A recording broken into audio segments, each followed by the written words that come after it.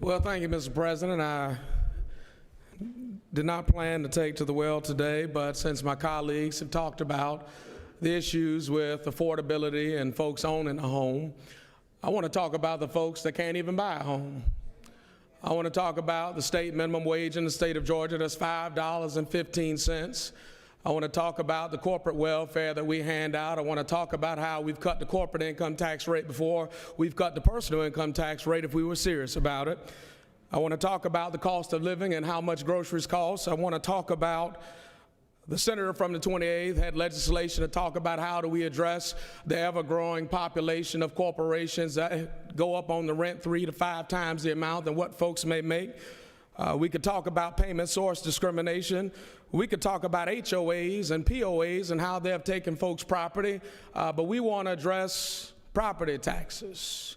It's easy to go after local government because we can't go after the big corporate bailout that we gave. The same way I came to this well last year and I talked about tort reform, the bailout for insurance companies. We're good at doing one thing and saying another.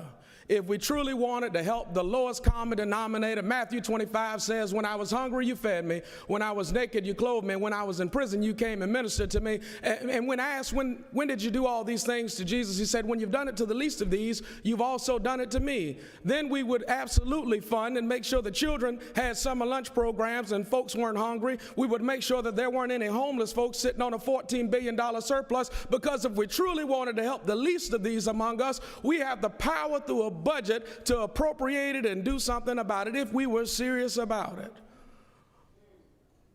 Now the question becomes, where does our moral compass actually lie? Because if we wanted to make sure that folks did not lose their homes for property taxes, then I would have saw a bill to make sure that family in Sparta, Georgia wanted to keep their property so the railroad didn't come through. We didn't talk about them folks.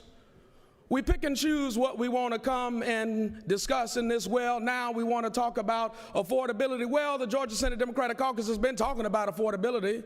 We've been talking about raising the minimum wage. We've been talking about an earned income tax credit. We've been talking about fixing this child care issue that we have in our state. You're talking about home ownership. Well, some folks can't even own a home because they're paying child care that costs just as much as a mortgage payment.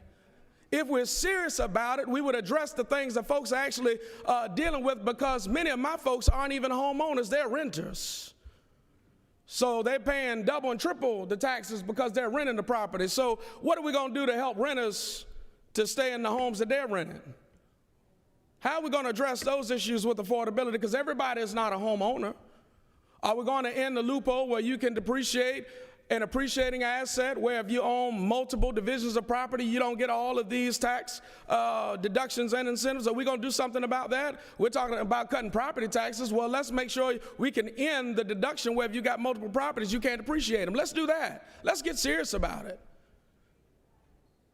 Let's not come and talk about we're going to cut taxes in the local community, because guess what? The trash man is in somebody's community. The police officer is in somebody's community.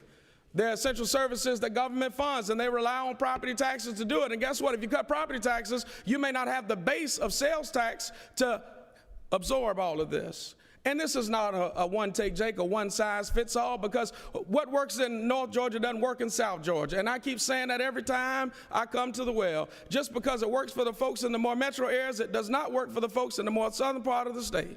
Because folks want to see the road get paved. They want to see the sidewalk get fixed. They want to see these things happen. Well, the only way that happen is somebody got to pay the concrete man. Somebody got to pay the street paving man. Somebody got to pay the trash man, the firewoman, the policewoman, all of those things. And nobody ever thinks about, well, you know what, I may need insurance until you get sick or hurt. That's when you think about insurance. You don't think I need these services from government until you pick up the phone and say, somebody should do something about that.